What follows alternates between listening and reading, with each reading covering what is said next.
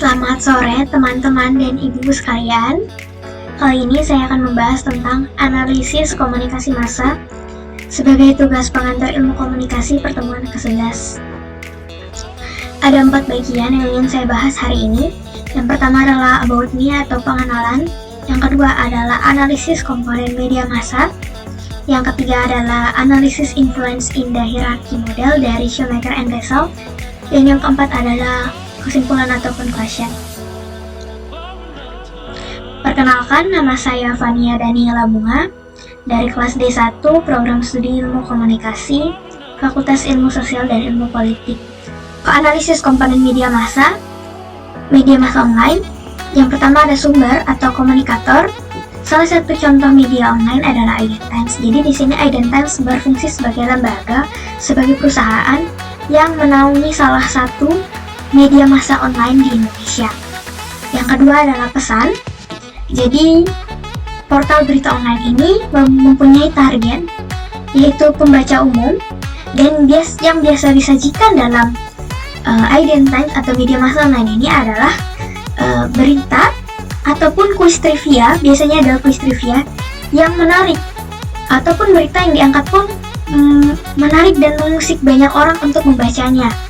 Ada dari isu dari dalam negeri dan dari luar negeri. Yang ketiga ada proses. Nah, proses ini dari jurnalis ke portal berita online. Tapi sebelum kita masuk ke portal berita online atau jurnalis, pasti ada diskusi antara jurnalis dan redaktur, atau diskusi antara jurnalis dan editor. Mana saja topik yang akan si jurnalis tulis untuk dimasukkan ke dalam portal berita online. Dari portal berita online, barulah khalayak masyarakat itu dapat membacanya. Nah, setelah dibaca oleh khalayak masyarakat, biasanya ada umpan balik. Dalam media massa online sudah tersedia komponen umpan balik, yaitu kolom komen yang biasa ditinggalkan paling bawah. Biasanya kita bisa mengomentari, kritik atau saran, tapi sifat dari umpan balik ini masih bersifat delayed feedback atau feedback yang terlambat, karena tidak semua orang dapat membalas feedback tersebut, dapat membuat feedback tersebut meskipun mereka telah membacanya.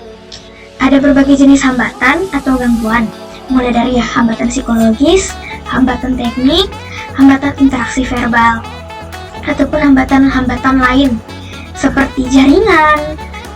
Ketika kita belum membaca sampai habis beritanya dan jaringan mulai error, kadang artikel tersebut menjadi terpotong-potong sehingga makna dan informasi yang kita dapat tidak sempurna. Ada juga gangguan-gangguan lain seperti iklan yang berlebihan yang merusak konsentrasi seseorang ketika membaca sebuah berita.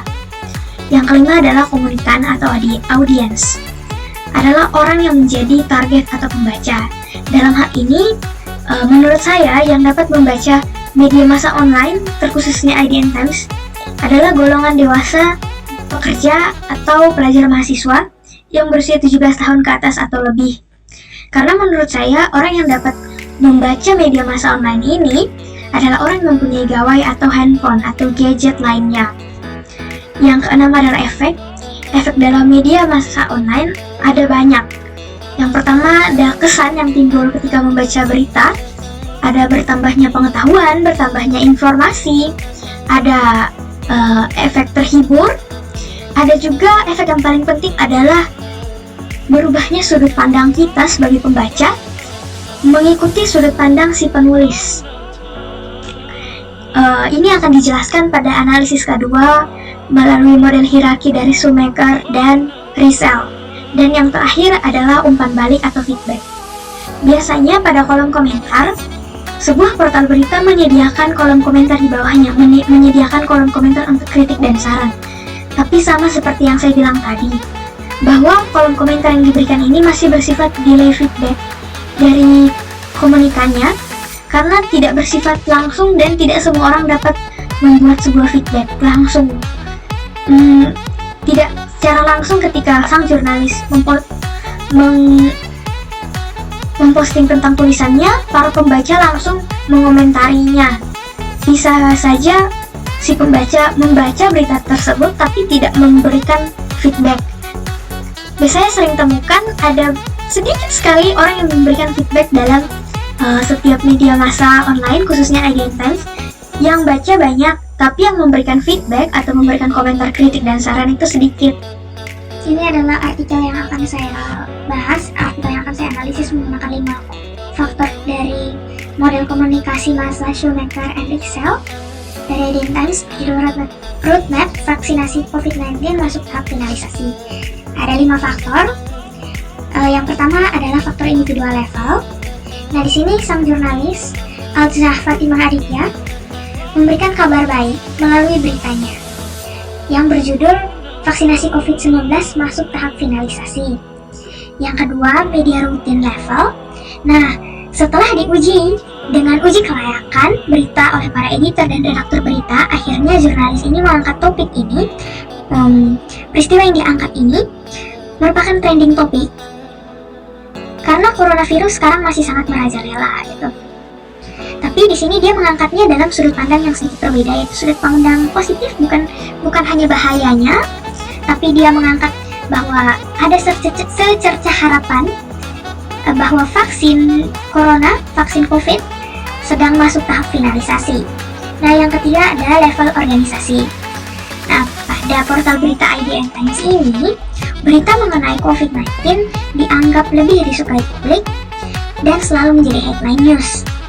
Oleh karena itu, IDN Times sering memuat berita ini di halaman depan. Namun, kali ini seperti yang saya bilang tadi, bahwa dia mengangkatnya dari sisi positif, sehingga berita ini mendapat banyak iklan ya. Ini iklan, mendapat banyak iklan. Nah, yang menarik pembaca dan menarik banyak pengiklan. Yang keempat, tingkat ekstra media atau dari luar media, portal media massa ini, seperti juru bicara penanganan COVID, Wiku Adhisa Smito, yang menjadi narasumber terlahirnya artikel ini.